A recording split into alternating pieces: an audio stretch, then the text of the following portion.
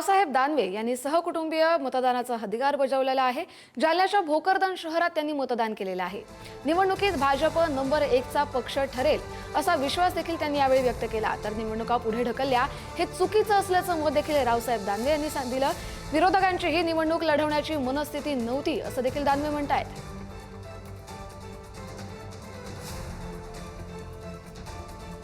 या सामाजिक समीकरणामुळे या ठिकाणी आम्हाला फक्त एकदाच नगरपालिका आमच्या ताब्यात आली।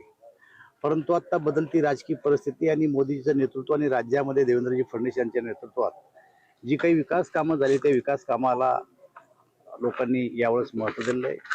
ही निवडणूक आम्ही विकासाच्या मुद्द्यावर लढवली असल्यामुळं आम्हाला 100% खात्री आहे की जालना जिल्ह्यामध्ये परतूर, अंबड आणि भोकरदन या तिन्ही नगरपालिका आम्ही जिंकू असा आम्हाला विश्वास आहे।